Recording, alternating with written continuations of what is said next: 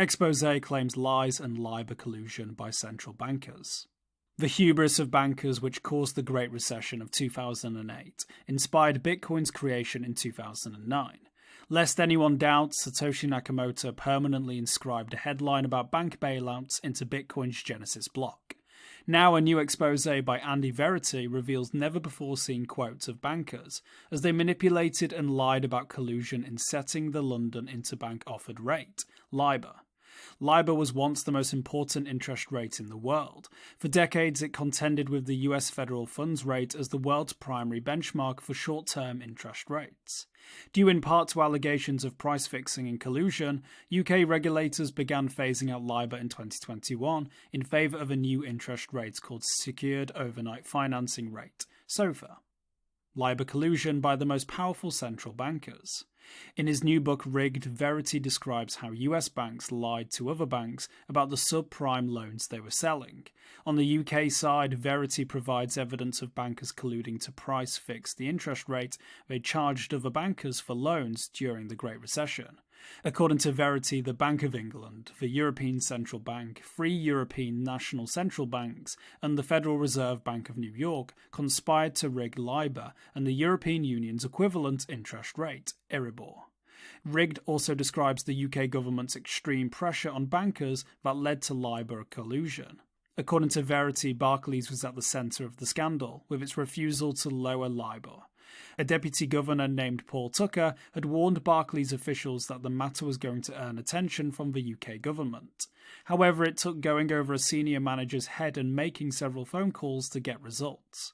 Barclays dropped its LIBOR rate by 60 basis points, but remained at the high end for interbank loan interest rates. The bank's employees had expressed concern about the real cost of loans, but made the cuts anyway. Banking officials such as Peter Johnson were later implicated in a LIBOR-fixing scandal. Serialized by the same newspaper that Satoshi Nakamoto read. Verity secured the backing of a publisher, The Times, for his exposé. The Times serialized Rigged for publication in daily installments and describes the LIBOR collusion scheme as, quote, state-led. Verity alleges that jurists in smaller interest rate fixing cases never saw evidence of central bankers and government officials' involvement. The Bank of England, UK Financial Conduct Authority, and European Central Bank told The Times they told the full truth during ethics probes. They also claimed they acted within the law. The Bank of England vehemently denied most of Verity's allegations. Bitcoin disintermediates third parties like banks. Longtime Bitcoin community members remember that Satoshi Nakamoto quoted a headline from The Times, quote, "Chancellor on brink of second bailout for banks." Nakamoto criticised the mainstream banking system. Bitcoiners have always criticised credit bubbles, the weakness of fractional reserve banking, and the repeated debasement of fiat currencies.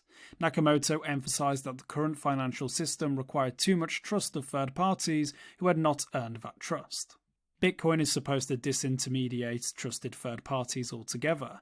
Bitcoin's white paper contains more than a dozen references to removing trust in any financial entity or authority. Decentralization is Bitcoin's most important attribute. Andy Verity's new book, Rigged, accuses the world's most powerful central bankers of LIBOR collusion, price fixing, and lying about methods for setting the global benchmark for short-term interest rates.